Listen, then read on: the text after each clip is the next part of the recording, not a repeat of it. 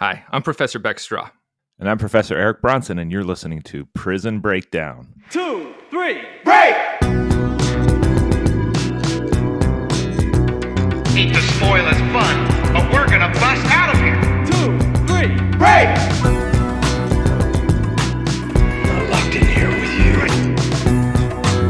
You're locked in here with me. 2, 3, break!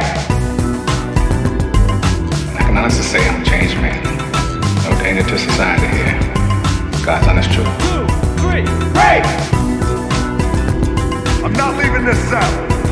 I'll get out my way. The right way. 2, 3, break! Ahoy, dudes, and welcome to Prison Breakdown. Ahoy. Welcome back. How's everybody doing? Outstanding. How about yourself? Fantastic. It's a gorgeous day out here on the bay. The water is nice and flat. Sun is deceptively shining off the water because, it's only 40 degrees outside, but man, does it look gorgeous out there. Eric, you ever think about becoming a boatsman?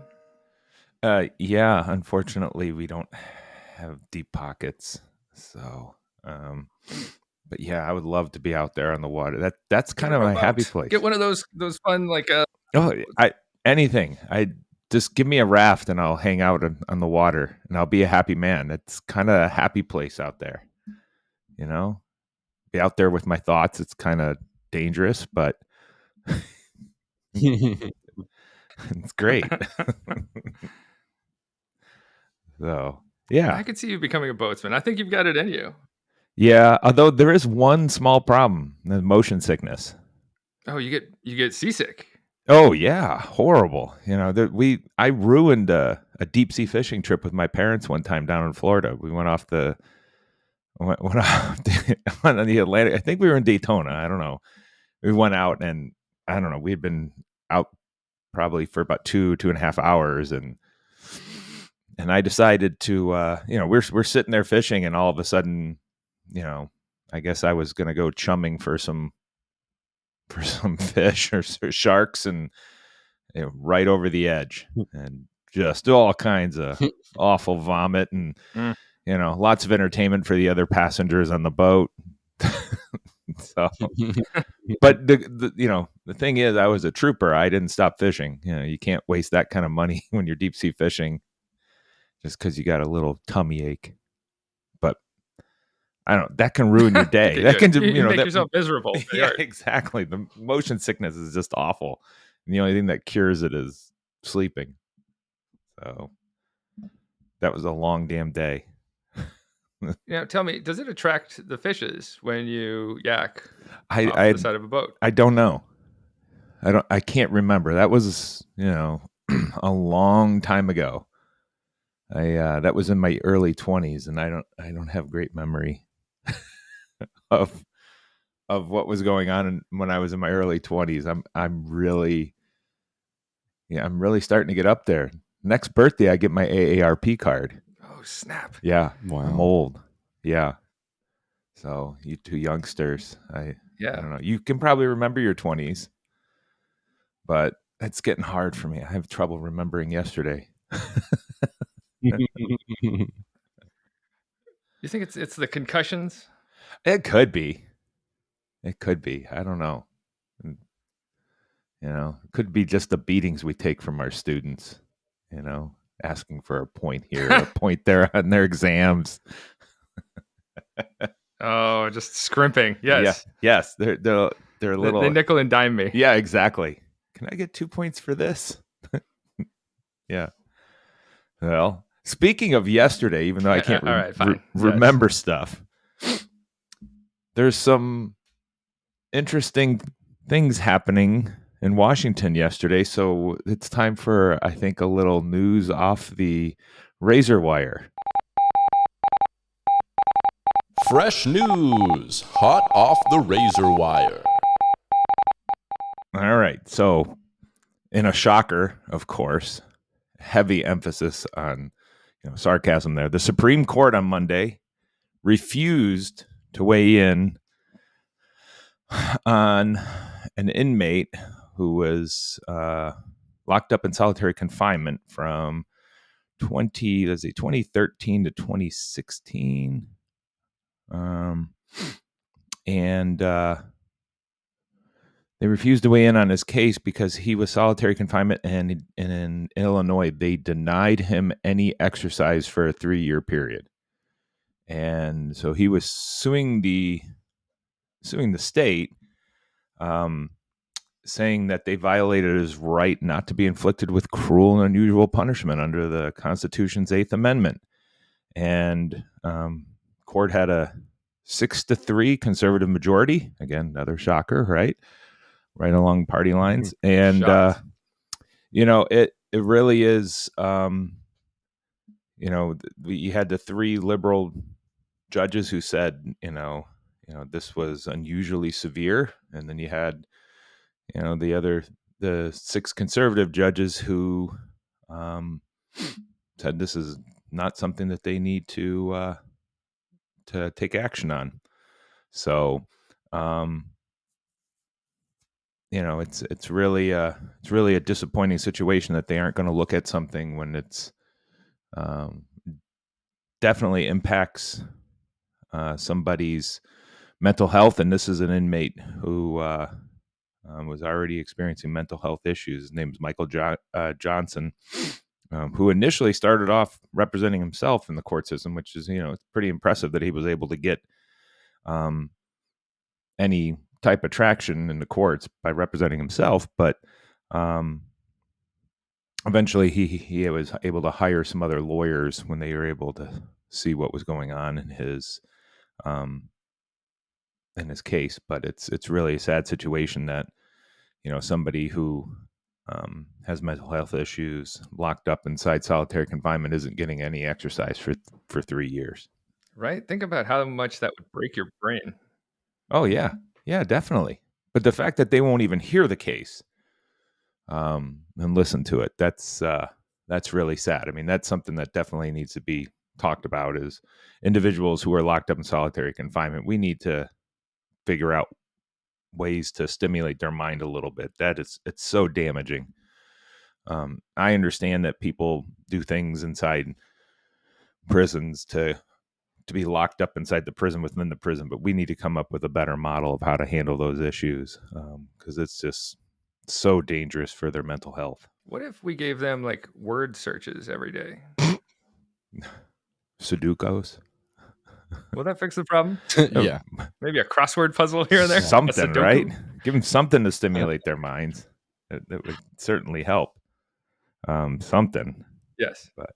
But it is becoming more of an issue, and we'll even talk about this, how it's faced Rhode Island inmates. We'll talk about that today, as our topic of the day is Rhode Island Department of Corrections. But focusing on this current issue, it is interesting, and that the state,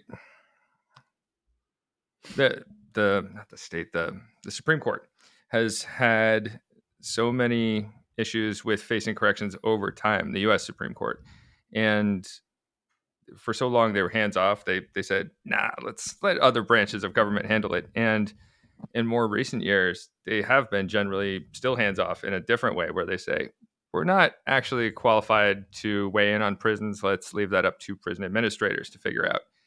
And that doesn't mean prison administrators are always doing the best job. Right. But they have been so hands off when it pertains to inmate rights, with exception of a handful of cases here and there. Like I believe there was one. A guy had a cellmate who was smoking a couple packs a day. And this guy was like, hey, I'm being exposed constantly to secondhand smoke. I've been convicted of a crime, but I don't deserve to be exposed to a carcinogen like this. And the Supreme Court actually said, yeah, this guy shouldn't be exposed to secondhand smoke. But other than a few landmark cases like that, my understanding is that they've been largely hands off. Yeah. Yeah.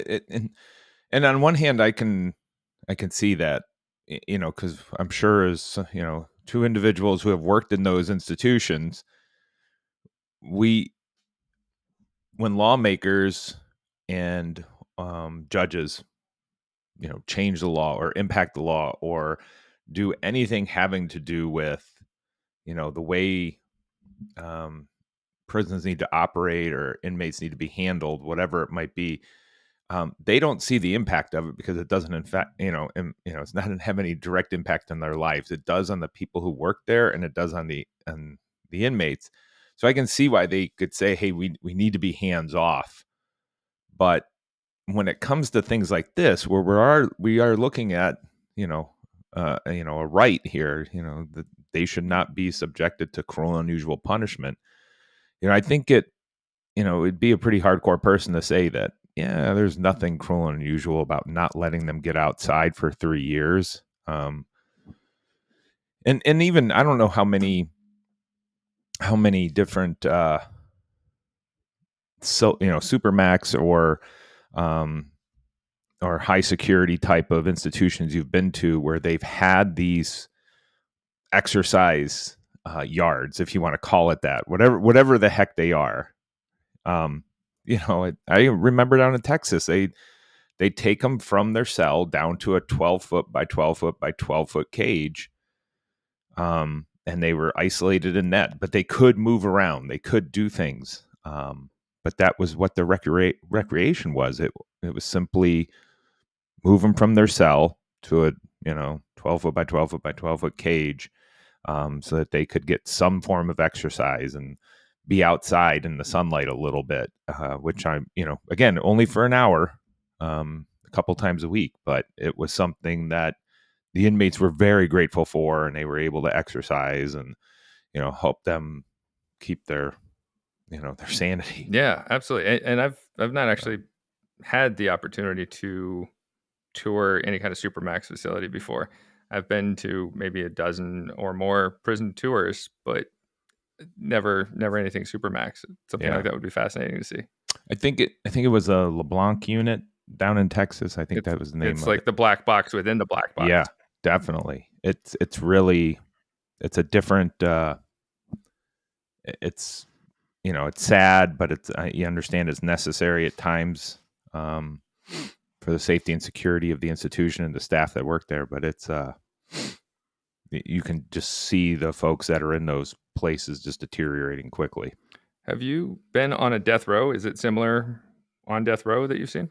So I've only been on 3 death rows. Kentucky, Louisiana. Only. Yeah. Just 3 visits. Kentucky's, and that was a long time ago. Louisiana, and I'm trying to think what was the third. I wasn't in Texas. They, for whatever reason, for a state that is so proud of the death penalty, you figure they would show off their death row, but I can't remember where the third one. Anyways, I've definitely been to the one in Louisiana and Kentucky. Maybe it was Ohio.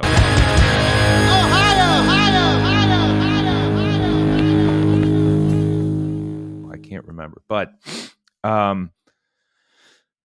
the thing about death row is, when I was there, whenever I've been on death row, the cells are a little bit larger, and both of the places, Kentucky and Louisiana, they had bars. So there seemed to be a lot more light. It wasn't the full closed cell with just a wooden door or a steel door. So that it was the bars, and granted, that's far more dangerous for the staff. It seemed to let a lot more light in, and so it didn't seem as oppressive. Probably didn't seem as closed in for the inmates. Maybe, I don't know. It's for me, at least those 2 units that I was on, that I can remember. I wish I could remember where the third one was. Again, there's that memory that you're talking about, all the concussions. It just seemed to be one of those situations where they had more light, they had more openness, and it didn't seem as as oppressive as the Supermax or the Admin Max. So yeah, that's rough. Also, I'm curious in terms of down from the razor wire. Any update on those Georgia inmates? All right, so now update: 3 of the 4 inmates have now been found. All right, the third inmate, who escaped from the Central Georgia Detention Center back in October, was captured Sunday morning.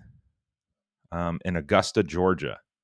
All right. And originally, let's see. I'm trying to find out which one of the.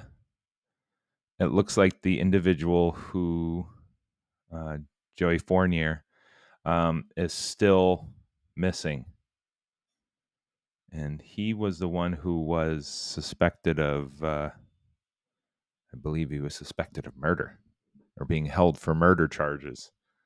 So he is still on the run. Interesting. So any news like what were the conditions of the other two being apprehended? It just says that they were found. One was arrested in a Buckhead apartment. He was just hanging out with a friend. It looks like, and then the second one,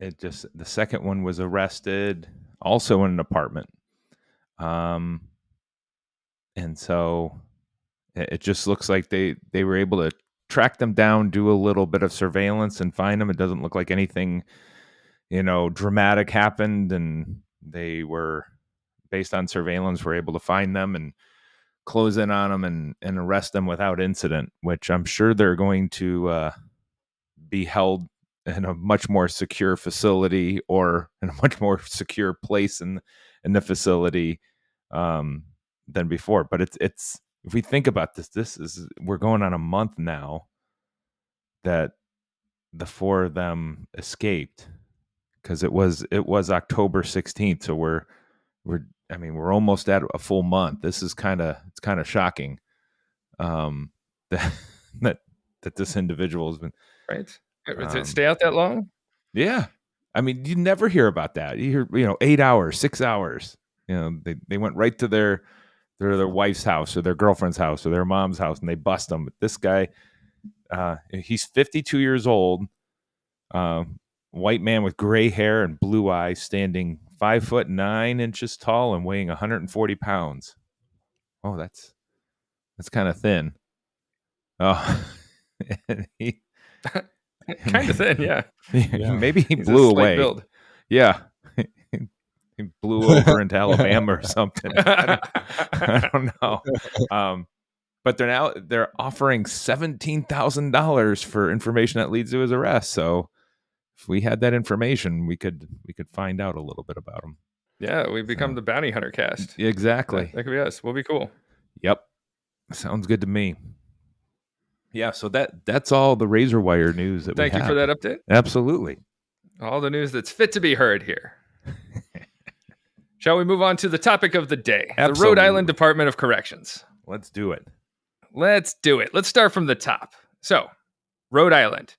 We've had these various forms of town jails, county jails that have stemmed back to early colonial times. But our first state-operated prison didn't come around until 1838. It was built in Providence, Rhode Island, our beloved Providence. It quickly turned out to be an unsuitable facility, and the state said, let's buy some land over in Cranston. And so there was a little village called Howard in Cranston at that time. In 1869, they bought all this land, and they built several facilities there, which eventually became the campus that we have now for the Rhode Island Department of Corrections. So what you're saying is, And even at in the time they built 1860s Providence housing market was too expensive for the state Department of Corrections to afford to be able to put an institution up. It's very desirable. Let's find some cheap land in Cranston. They were forecasting out to the future. Right. They knew what was coming. They knew down the line. So they got the cheap land in Cranston. Yeah, this property in Providence was going to be worth way too much money. Yeah. So let's put the prisoners way on down in Cranston, which is stone's throw away. So at the time, after they bought the land in 1869, they built a handful of facilities. They had like a state workhouse where inmates would do labor. They built the House of Corrections, state hospital for the insane, the state almshouse, which became like the state infirmary later on, a state prison, and then they built a Providence County jail, and then some reform schools, one for boys, one for girls. And the state workhouse and the House of Corrections, they held men, they held women, and it was also used for the women's county jail and for state prison inmates. And then over time, like workhouse inmates got phased out. And over time, we've seen this massive phasing out of all these facilities, except for one, which is our maximum security facility, which I'll get to in a minute. But at this time, Rhode Island has 6 facilities. I should say the Rhode Island Department of Corrections itself was established as an organization in 1972. We are a small state in beloved Rhode Island, and because of that, we have what is called a unified system. Eric, would you like to explain what a unified system is? All right. So it's a unified system is when we have, and it's rather unique because generally speaking, most states do not have these. It's where the state has control of all of the offenders, prison, jail. So that means they would have control over misdemeanor and felony offenders, as well as all of those awaiting further processing, which we know seems to be a rather large percentage of the individuals being held in jails. So they haven't been convicted of a crime yet or pled guilty yet. But that's the unified system, is those awaiting trial, those who've been sentenced, and those under some form of community supervision all fall under one department, and that is the state of Rhode Island's Department of Corrections. Sure. So it's not split out into county jails. It's all run by the state. And we only have these in 6 states. It's Rhode Island, Alaska, Connecticut, Delaware, Hawaii, and Vermont. It's, the one that I think boggles my mind the most is your all's home state of Alaska, because it makes sense in these other ones because those are tiny states geographically, not population-wise, but geographically. And with how sparse the population is there in Alaska, to have a unified system there just seems really damn difficult. But I mean, you might tell me differently, that it works great for Alaska. I don't know that anything works great for Alaska right now, but I think one of the reasons that they would do it is they have such a small population base and it's so sparsely populated, so pockets here and there, these villages, and maybe it just makes more sense than having bigger jails run by any of these smaller municipalities. We don't have counties up there either, so there's no sheriffs to run jails. It will often be like state police out in the bush. So that's the system they've got. It's imperfect. I don't know what a better system would be, though. Yeah, I don't know. It's for those small populations, it makes sense. And I guess if it's a state with a larger population, such as some place like New York or Florida or Texas, it would be hard to have one unified system. You think it would just be a monster system. But right. I don't, I just, it's interesting that such a place like Alaska that's so vast would have a unified system. It's just, I don't know. It's interesting. Are there any private prisons up in Alaska? That's a very good question. Not to the best of my knowledge. It's something I can look up real quick. I just, that seems like it would be perfect hunting grounds for the greedy private prison corporations. So Alaska voters have actually turned down private prisons on a few occasions. But in 2020, Republican Governor Mike Dunleavy, his administration had this plan that they put out there to house Alaska inmates in private prisons outside of the state. Yeah, it just, you figure with the political leanings of the state that it'd be an easy sell to the folks. It surprised me that they voted it down. Alaska is very interesting in its politics. It's something I still pay attention to, where from the outside they look dark red, and then on some issues they are actually somewhat centrist. Yeah, that's interesting. And this might just be one of those issues. Maybe they understood that bringing in a corporation like that to run an industry isn't something that's good for the community or jobs, whatever. But I should stop derailing us and talking about the largest state. Let's get back to the smallest state, small but mighty, Rhode Island. Small but mighty. Yes, indeed. So Rhode Island. We have 6 prisons here. No private prisons. No. But we have 6 prisons run by the state. They employ around 1,400 people. There are 5 male facilities, and there is 1 female facility. So let's go through them. We're going to start with the minimum security facility. This facility, it's just called Minimum Security. It's the name of the facility. It's a converted hospital building that opened in 1978. And in 1989, they said, we should open up another facility. So they opened up another one next door. And guess what? They made a bridge in 1992 to make a super facility. The super facility. Did it wear a cape? I like to think they make the inmates wear capes. Yeah. Just to make them feel super. I like it. So the facility, it can hold 710 inmates, average population of 123. And each inmate costs around $157,000 per year. That's to nothing. incarcerate there. That's nothing. That's just I mean, come on. That's Pennies in the jar. That's pocket change. I mean, think about the people who live in the state and all the money we have. That's nothing. That's just a drop in the bucket for Rhode Island. They're just bleeding us dry. Right. I mean, if you think about the state that has a Taylor Swift home in it, we can afford $150,000 per inmate per year. I wonder if the average person in the state knows that's how much we're paying there. Yeah, I don't think they do. I heard an interesting fact yesterday where I believe it's if you are earning less than $100,000 a year for your household, the only town in Rhode Island where you can still feasibly buy property is Central Falls. I think that was the fact. That's crazy. That's not a whole lot of options then. No, I think it's one option unless you want to leave. We do have one private prison facility that is federally run. It does not necessarily house Rhode Islanders. It houses federal inmates from out of state. It's a detention facility. Federal inmates from it's located in Central Falls, Rhode Island. Right. It's run by the Federal Bureau of Prisons and ICE, the Navy, and the Pequot tribe. Interesting. Do you know what the Pequot tribe has to do with the prison? So since that's federal, if you commit a crime on federal land and their land over in Connecticut is federal as Pequot land or Pequot Nation. So you commit a crime there at the casino, you can potentially be held up in Central Falls at the Wyatt Center.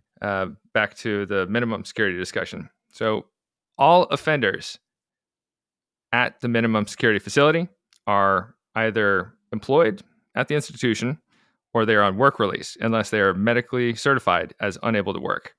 Now, Eric, would you mind discussing work release for those unfamiliar? Work release it's great because generally it's a way for individuals to start getting back out into the community after a sentence of, let's say, we just say 5 years.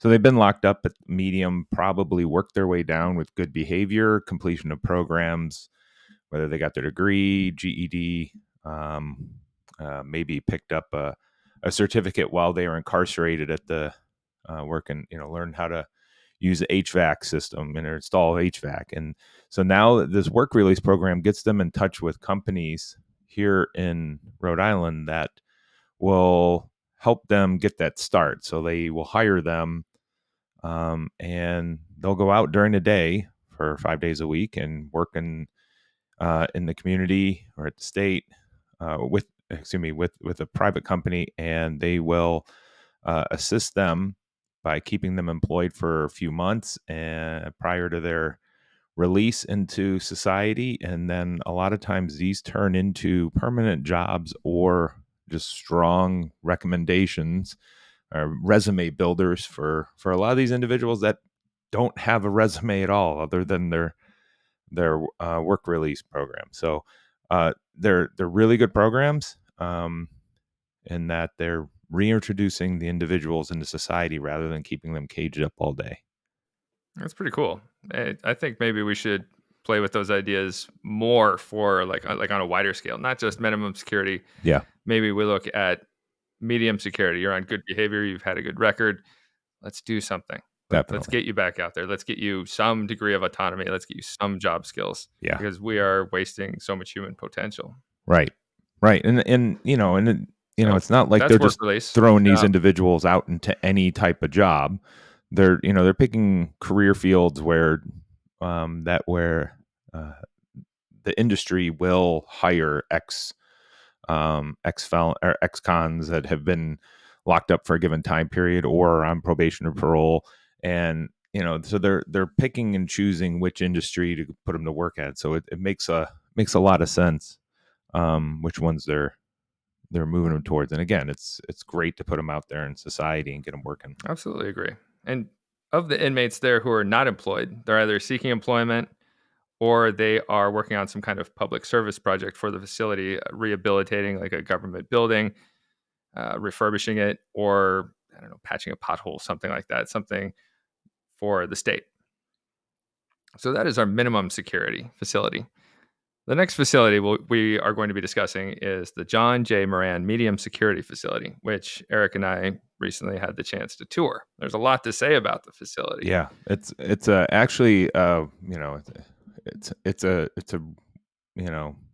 well established, opened in the early 90s, well established in terms of expanding on the programs available for the inmates. One of the things that that I think is rather impressive is when we toured last week, that we're going through the prison industries. They're still using the prison industries for the inmates to complete some type of training. So the ASE, the auto training, HVAC training.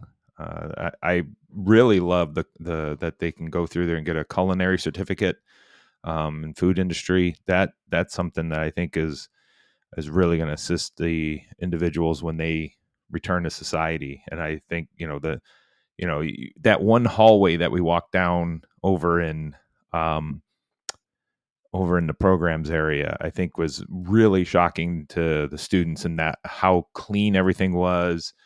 They're I guess for a lot of the students, whenever they take a prison visit for the first time, they're always shocked about how clean prisons generally are. And this one in that new area, of course, it hasn't had much time to get dirty, but it's shockingly clean when you go over into the dining area and back into the the auto, or where they're making the license plates, which I still it's still you hear about them making license plates at prisons years ago. It still always shocks me when you walk into a place where they're actually doing that. Yeah, real talk. I've been to several prisons. I've never seen a license plate shop before. Yeah. And they are going, and you get to see the whole production line. You get to see inmates working it out. Yeah, they are going at it. I mean, they are pressing license plates. So, what I love are we have these cool new shark license plates that you get to see, like front line of it, the empty license plate, ready to go. Yeah, what I love are the fun ones that they make, that they just put up on the wall there. Where they're just printing samples, where they're learning how to use the presser and the new technology, because they're now the vinyl plates rather than the old ones.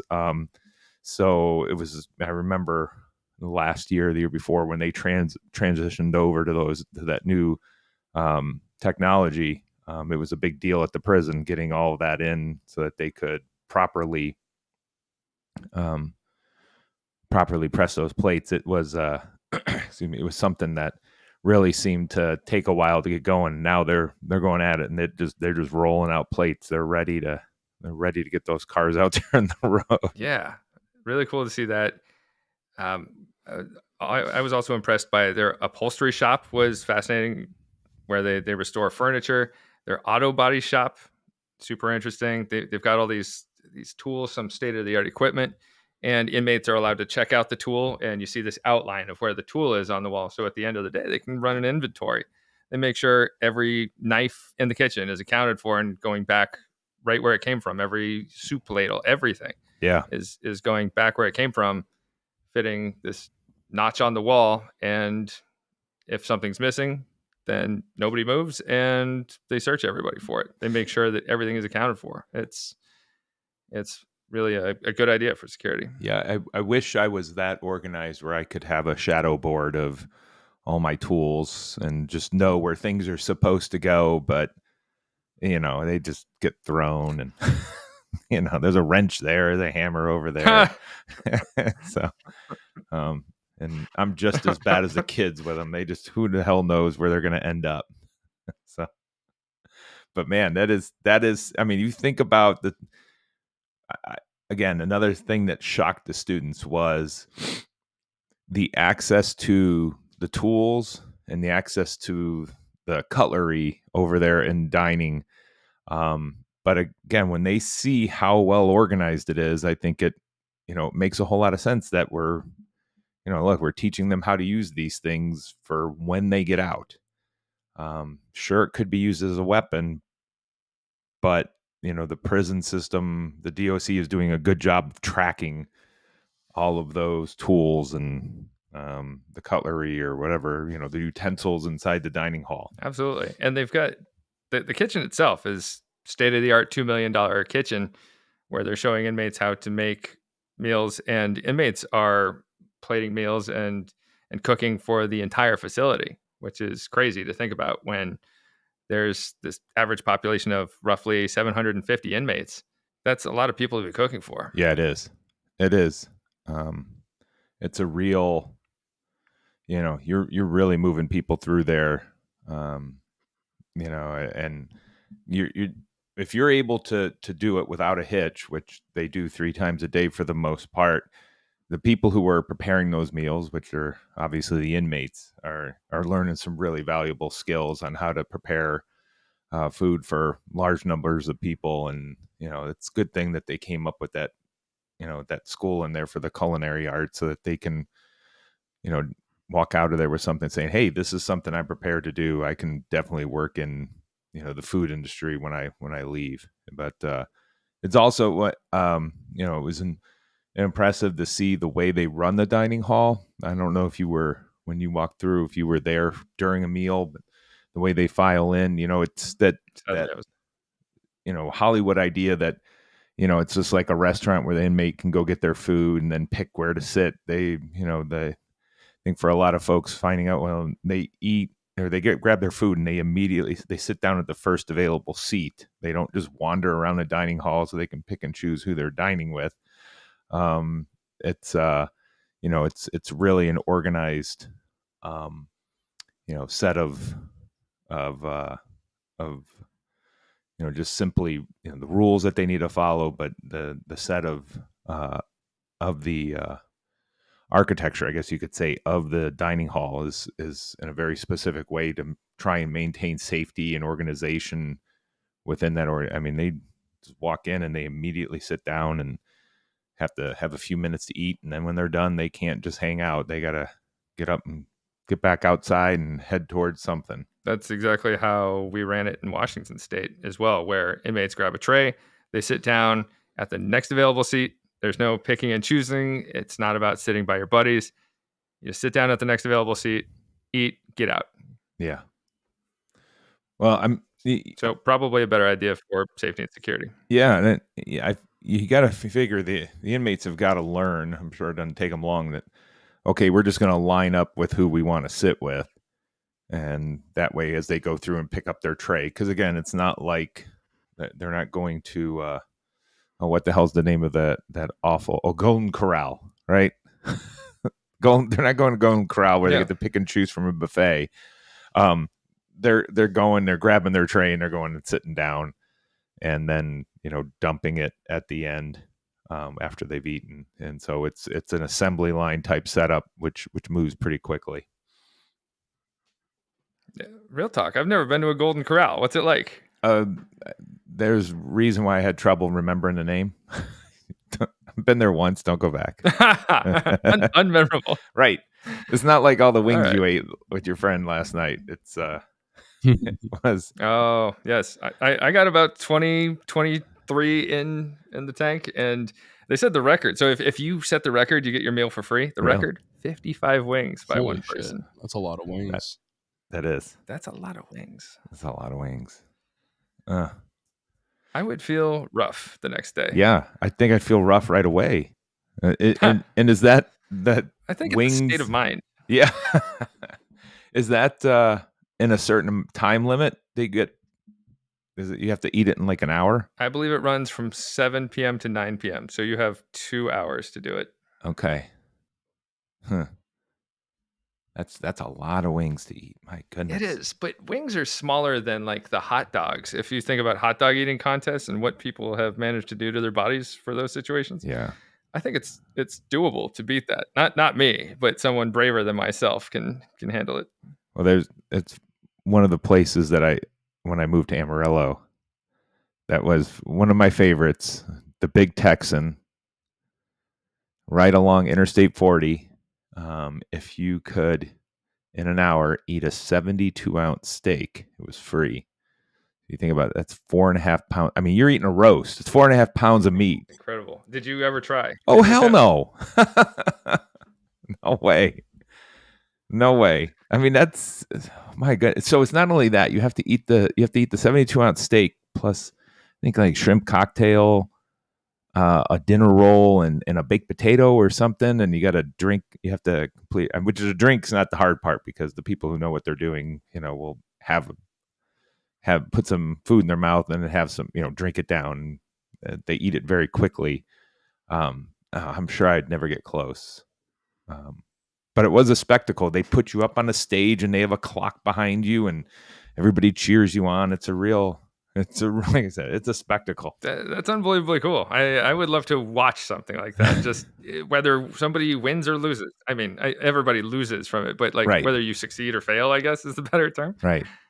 It'd be interesting to watch. I fully expect someone like Britt would be able to do that. Maybe if I didn't eat a couple of days, I've been known to put away 5,000 to 8,000 calories at like a Chinese buffet. Maybe it's a possibility. Oh, that's a lot. That's impressive. A lot of room. We believe in you. Let's live podcast it next time. Yeah.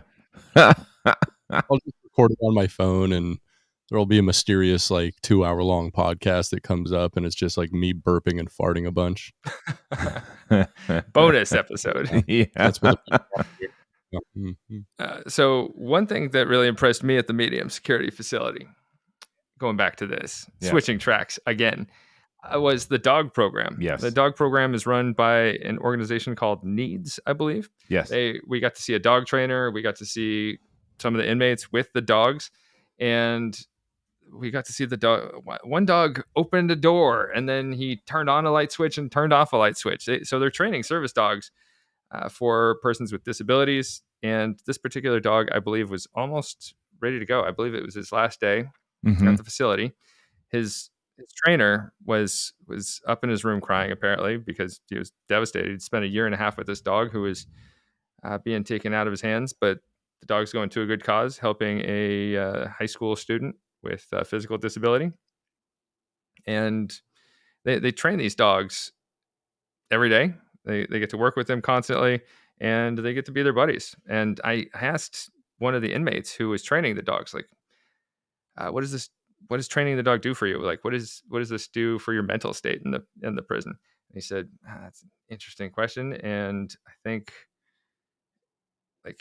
think about what I've done. I hurt my community, and this is something I can do to give back to the community, and maybe a step towards getting trust back from my community, doing something good in my life rather than some of the bad things I've done. And while it felt a little bit canned, it also sounded authentic coming from him, and I'm glad it can do something for him. It gives them something to look forward to in their day. Absolutely. I think these dog pilot programs or any dog program that we have inside these institutions are the best programs that we have at institutions. It benefits the inmates who are working with the dog, the inmates in the cell block. I've seen, 30-year-old inmates who are in there for horrible things. Now they're not the trainers of the dogs, curled up on the ground, just petting the dog because it's some type of interaction with, something that's not, either a threat to them, either when it comes to another inmate or a staff member. It's just, hey, it's just a dog, and the dog's just lapping up the attention and loving this inmate just for petting it. But for some of these individuals, you find out this is the first time they've ever been responsible for anything else in their life. They're responsible for something other than themselves, and that's a great teaching point for a lot of these folks that are in there for those drug offenses, who are just looking to make quick money. They've got a long-term investment in something other than themselves, and man, it does a great job for rehab. But it also, if we look where these dogs come from, a lot of times, because it's not just the needs programs, because the needs program is pretty specific, where they are training labs, golden retrievers is kind of their sweet spot in terms of the breed. But we see other dog programs throughout the country where they are getting the dogs from the local humane societies and training them and then adopting them out to the community. I remember the prison in Lima, Ohio, where they had a large, it was, yeah. Well, I walked down to this cell block and there was just dogs everywhere, just running from cell to cell, going up and down the walk and heading into the day room. And it was like, what is going on here? It was the first time I had seen a large dog program, and they're phenomenal. They're just great programs because it helps out, several levels of society. But this one's great because, I believe, because I saw the same, it was a lab. I think the same dog was getting I think we saw the same dog earlier that day than you saw them, and they were going to work with a teenager that I believe was wheelchair bound, right? I think that's what they said, and so that's why they were teaching it how to turn on and off lights and open doors, and it's a great thing. And you think about the amount of the time and investment that goes into that. It's a wonderful program. So one interesting thing I think about when I think about inmate dog programs is they do help to foster empathy. Like anyone who has ever had a pet can tell you, it does. You have to you have to love someone else and put their needs above yours at times. But also, it's not your typical prison program in that it is also not based on any kind of criminological theory that would help with rehabilitation. It doesn't necessarily address any kind of criminological need where we're getting to the roots of why people commit crime. Right. But we still find that it does work in terms of reducing recidivism rates at times. And it seems to be an anomaly in that aspect where no other prison program I can think of does the same thing. Right. No, you're absolutely right. It's amazing what this does in terms of a positive impact for the inmates. And I can't think of any other program that does as much for them as this does. I really can't. It seems to be the best one. My only complaint is when we did interface with the inmates who had the service dogs, I think maybe one student asked a question besides me. They froze up. Yeah. They choked. Oh, my students were. Did you experience the same thing? No, my students asked a lot of questions. So and this is normal. I kind of kicked things off. I asked the first question, and boy, my students really, they were, you could tell the staff was like, okay, that's enough. And they kept asking questions. But I have been there plenty of times, whether it's here in Rhode Island or at other institutions where students have had the opportunity to talk with inmates, and man, do they freeze up. They've got all these and then as soon as we walk out of there, they ask me the question. I'm like, why didn't you ask them? The one that makes me the craziest is when we go down to Angola in Louisiana, and we have like 2 or 3 inmates where we're allowed to, the students are allowed to chat with them about stuff, and they freeze up, don't ask them questions. I was like, I'm the wrong person. I'm not the inmate here. Talk to when you have the opportunity, have questions ready to go. That's so frustrating. So frustrating. I can't answer inmate questions. That's right. Not for me. Right. So Let's talk a little more about the facility, though. It's huge. Yeah. It's 29 acres, which is a massive facility, and a lot of that goes to the prison yard. So inmates have a massive rec yard, Yeah. and in the rec yard, there's a lot of gym equipment that they have. The plates are like welded onto the bars, so inmates can't take off a plate and whack another inmate with that. Right. Um, this the prison itself was constructed between 1990 and 1992, opening in 92. The average population is around 750, and it costs less to house offenders here. It costs only $82,000 a year. That's a bargain. It's a bargain. I mean, It's a bargain. It's half prison, price. It's half off. Just get them out of the minimum and put them over in the medium. Damn it! It's so much cheaper. Yeah. But they have a lot of resources here, like Yeah. we were talking about. They have extensive programs, they have extensive industries, and some of the programs we didn't even touch on. They have computer classes for inmates. They have creative writing classes, literacy courses, college courses. They have a cabinet making class, a barber class. Inmates in the barbershop look so happy. Yeah. They have automotive technology classes and classes for working with sheet metal. And in terms of rehabilitation, they have sex offender treatment, they have substance abuse, they have sexual abuse counseling for inmates who have been sexually abused, domestic relations classes, parenting classes, and anger management classes. It's kind So of they've like got a whole bevy of programs. Yeah, They also have a lot of it's kind of like the medium facility is the heart of. It really is kind of the heart of the Department of Corrections in terms of programming for all the inmates. And if there's, I think, they probably use it as a place for, trying a goal for the inmates at the maximum, or the supermax to try and, hey, if you get over here, if you behave for this amount of time, don't get any institutional write-ups, then get over the medium, and that's where we have the programming for all these things. And it really, and it makes sense because it's a larger institution, and it's they have a lot to offer for the inmates there, which is good. That's what we want at these prisons. We want them to have the availability to be able to learn some trades or get to improve themselves if possible while they're incarcerated. Yeah, we're dangling the carrot of programs for good behavior, and it's an awesome incentive that they can offer inmates something to do, something to improve themselves. They get out and they've got more skills. They've got marketability and something to do, something that maybe that can help build confidence in themselves and master some kind of craft. Definitely, and that's something that So that's the we medium. want more states to be able to offer to their inmates, and I think if we could get other states to do it, because I've seen plenty of states that do not have near as much as what Rhode Island offers.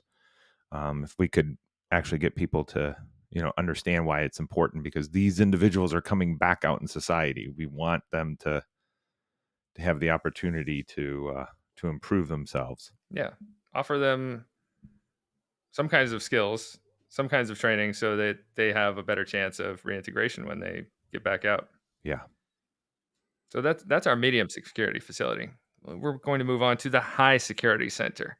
It's considered close custody here, meaning inmates who get removed from general population. This is either for administrative reasons, like maybe they're in a gang and it's hard to situate them in other units with inmates because their gang affiliation might create conflicts, or they're removed for disciplinary reasons, somebody who has some kind of behavioral issues. Now, the High Security Center opened in 1981. It holds up to 166 inmates, but has an average population of 80. And annually, this prison costs $225,000 per year per inmate. And what do you think these added costs cover? Why is it so expensive, Eric? Heating bill. they got to keep the place, air conditioning, heating. They got to keep that, the water. I mean, I think just running the facility, when you have that few, when you have a facility for less than 200 people, right? I think it's going to become very expensive just to keep the facility open and all the utilities running in it. That's expensive. So that's a big part of it. Obviously, there's a little more technology inside this institution to make sure, because they are a higher security threat than the medium. You need a few more staff there so that the inmate to staff ratio is a little bit smaller. And that's what that added cost really is. But when you think about, if you have a place, an institution of this size, and you only have 75, 80 inmates in it, it's going to be expensive. Yeah, absolutely agree. Thank you for enlightening us with that. In terms of what the inmates actually have there, it's much more sparse than, say, the medium. They've got a legal library. They've got a recreational library, so they can pick up a book. They've got a barbershop. They've got a classroom for some classes, and they've got a chapel. They also have what they call a rehabilitation treatment unit called the RTU. And inmates here get programs, they get treatment, and they get some structure in their lives. And it's used as an alternative to more restrictive housing. So if inmates opt into this, it sounds like they can have a little more freedom in their lives because they're attending classes, they're getting some kind of structure to their sentence. And now, you've been to the high security center. What are your impressions? Yeah, I was going to say, at least when I was there, the RTU inmates were the ones who helped. They're kind of like meritorious housing inmates at other institutions, the lower security inmates that are housed at higher security institutions that help run that institution. So they're the ones who have a little bit more freedom. They're helping cook meals, deliver meals to inmates that are locked down in their cells. So, I mean, it was a very restrictive institution. We have individuals locked down a whole lot more often than what we'd see over at the medium. But it's doesn't have near the programming opportunities that the medium did. And I did find it odd that they built a place that is for such a small amount of people. But I guess, again, tiny state, tiny supermax. But again, it's when they call it their supermax, it really isn't even. It's more like you said, it's a close security level institution, and it's really underneath the level of the maximum inmates. So, but it's just a lot more technologically advanced, it seems, than the max is. Now let's move on and talk about the max. Absolutely. So the maximum security prison is the oldest state prison in Rhode Island.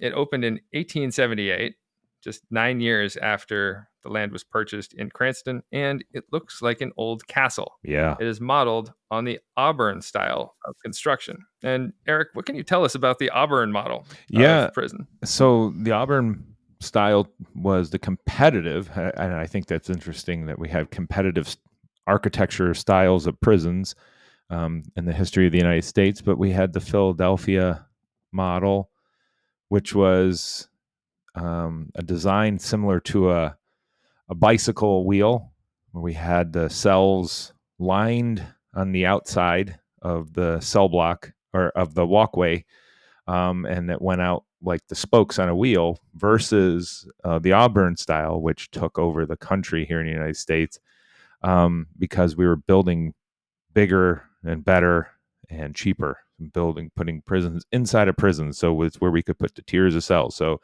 for those of you listening, if you can envision the prison from Shawshank, where you saw the tiers of cells stacked on top of one another, that's the old Ohio State Reformatory, which was also the same model and very, very Gothic, foreboding, castle-like institution. And that was done with purpose. It was meant to intimidate people to stay out of there, even though these are America's castles, our old prisons. But it's definitely fits the old model. Fits the old model. And in the Auburn model, inmates they were all doing forced labor. They were often punished by whippings or beatings. Inmates were not even allowed to talk to each other. They couldn't even make eye contact with one another, even though they are working next to each other all day, every day. They were made to wear stripes. They had to march next to each other. They could eat next to each other, but no talking. And that stands in contrast to that Philadelphia model that Eric just mentioned, where inmates were housed in cells alone. It was solitary confinement. If they left the cell, they would be made to wear a bag on their head so other inmates couldn't recognize them, and they were made to wear felt shoes so other inmates wouldn't necessarily even hear them walking past their doors. So it's not to attract attention. Really, the only human contact they had in the Philadelphia system was clergy. Yeah. They didn't really even talk to the corrections officers very much, from my understanding. But you got to one really important thing is when we talk about the Philadelphia model, we got to talk about the importance of mass toilets and mass heating, because that's where we gain those from. Because prior to that, that was only a luxurious thing for individuals in their homes, and most public buildings did not have toilets that went for where we had plumbing, and nor did they have heating throughout those larger buildings. But because of the need to have a little bit of heat in the cells, and for some type of plumbing, so that the excrement could get outside of the cell without opening up the cell door, we have the invention of mass plumbing. As a thankful for that Pennsylvania system, because who knows if humankind would have ever been able to develop it without the prison. Yo, that is a fun fact. I didn't even know that one. Thanks for dropping that. Yeah.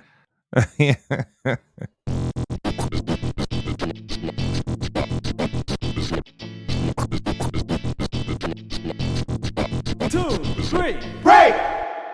So back to the maximum security prison. This was originally used as the prison for pretrial inmates and sentenced inmates. It was like the default facility. And then prison populations start to grow in Rhode Island, and they had to expand out to additional facilities. As far as the capacity, it can hold up to 466 inmates currently. The average population, though, is 312, and it costs about $100,000 annually to house offenders here. It's a mixed population where it's inmates that are serving long bids and those who have been transferred that have shorter sentences who show some kind of serious disciplinary issues or behavioral problems. Now, I've been on a tour Yep. through here in the past, and I know you have as well. Yep. What are your impressions of the facility? Well, you get nostalgic with these old, great, castle-like structures, and it's nice being able to go visit history, because it's a living history. You get to walk into these places. The few of the other ones that I've been to, like the old Ohio State Reformatory or the Kentucky State Penitentiary, that look like this, that still look like the castles with the tiers on them. It's that's impressive. However, housing people in these places it's tough. There's security risks. That staff that walk by those bars they're just targets for individuals in the cells that are really bored. And so when you have a really high security prison, so maximum security prison, where individuals are locked down for given time periods, they are looking for something to do to change up their routine and possibly get in a little bit of trouble. Or you talk about some of these individuals that have been shipped over, that are serving shorter sentences but have caused some type of disciplinary issue. This is the type of setting where they get into even more trouble, because they're able to grab the staff or throw things at staff or attack them through the bars. Yeah, it's still bars are not something that you see commonly in more modern prisons, and it is weird to see to me still. And a lot of the design of the facility itself has not been updated. So one of the weird things is you walk onto a tier, and the second story of the tier has only a small catwalk with Yeah. a guardrail that's at about not even quite waist height for me. It feels like it would be so easy to fall off of that tier, or if two inmates get into some kind of altercation, for one to push another off of the tier. And I've been assured that has happened over time. But Yeah. it feels like a liability that's Absolutely. I don't know how they still keep it, or why they still keep it as it is, but maybe it's working for them. I don't know. They all seem to be, and I think, a lot of them have caged in that second, third, and fourth tier, if they have the fourth tier. That then also becomes a little bit of you think it would be a liability, because that where you have fencing going all the way up from the second floor to the third or fourth floor, all the way up to the ceiling. It just seems like, you're creating a place where it's really damn difficult to get away from those individuals that are in their cells, or, if something does go down on that catwalk, it's really congested. Again, we think about why that system was created. It was cheaper. They could build them bigger, incarcerate more people. Doesn't mean it was the smartest build. No. They didn't necessarily have the best design ideas, and I think we've come a long way in terms of prison architecture, which can be a whole down the line episode in and of itself. Right.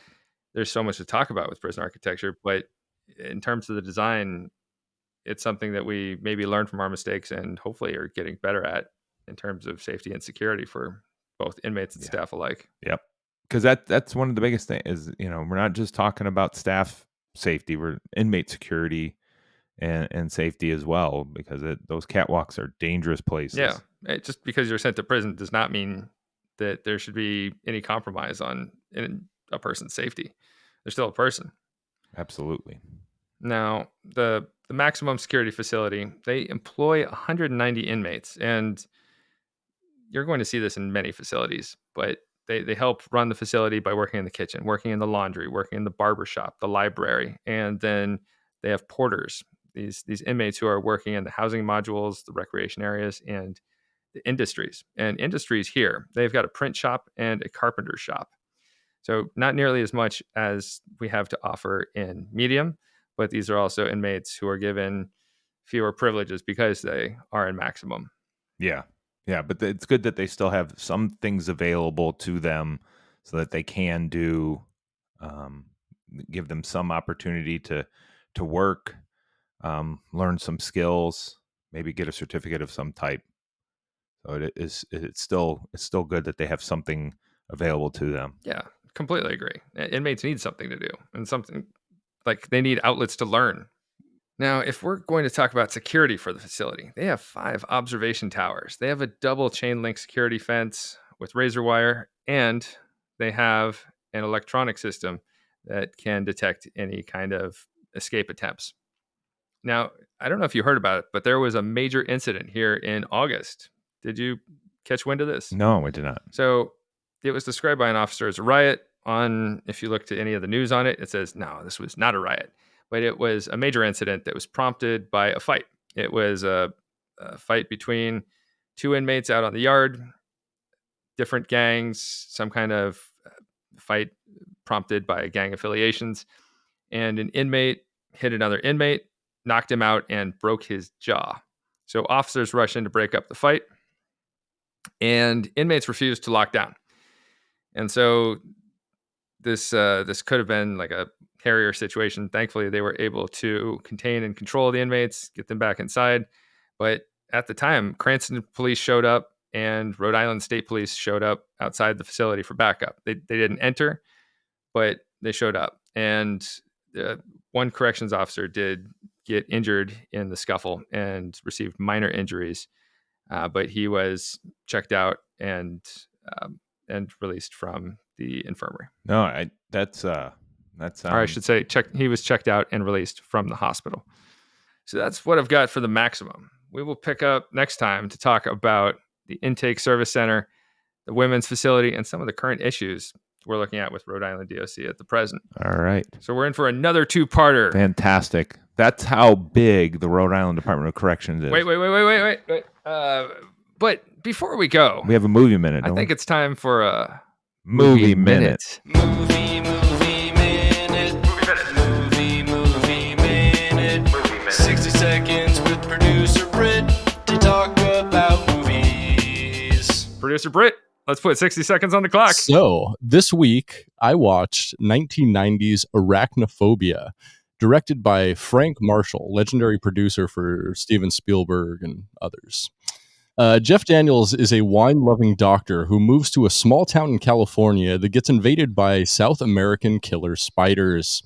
The spiders kill the only other town doctor, leaving Daniels along with town exterminator John Goodman to deal with the malevolent spiders who have invaded his wine cellar before it's too late for his town and his country.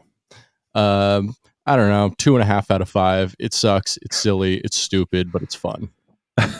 Why is And that's the movie. Why is the doctor responsible for getting rid of spiders?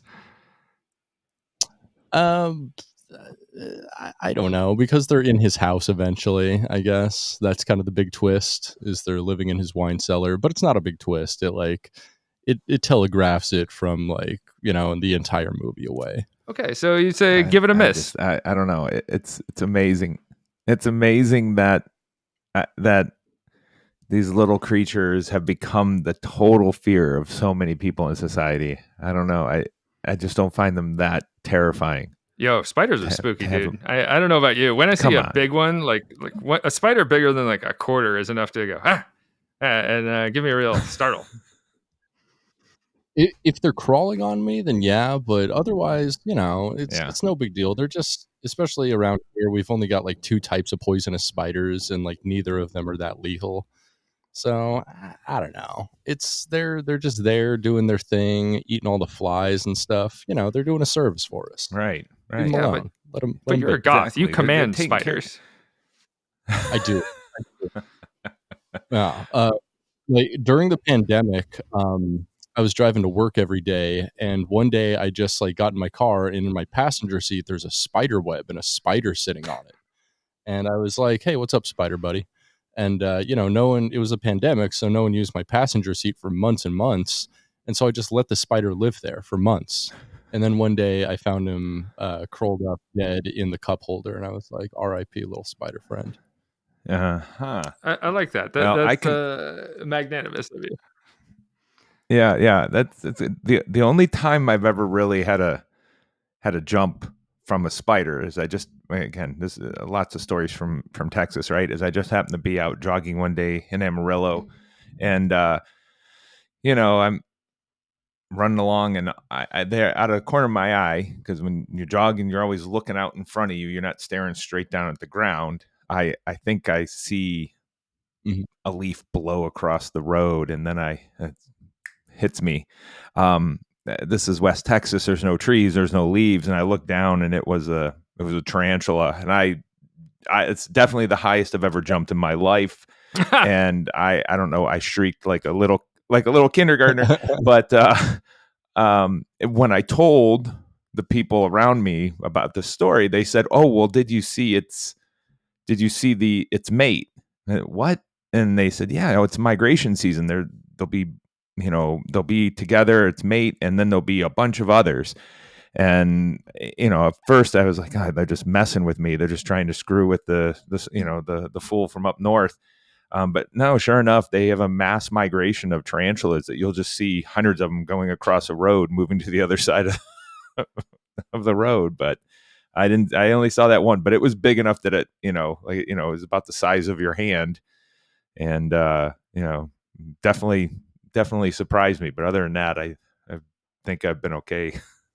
That is pretty spooky. Yeah, I don't have arachnophobia, but that would make me shit my pants. Now, what prompted you to watch Arachnophobia? Yeah, what brought that on? My girlfriend put it on.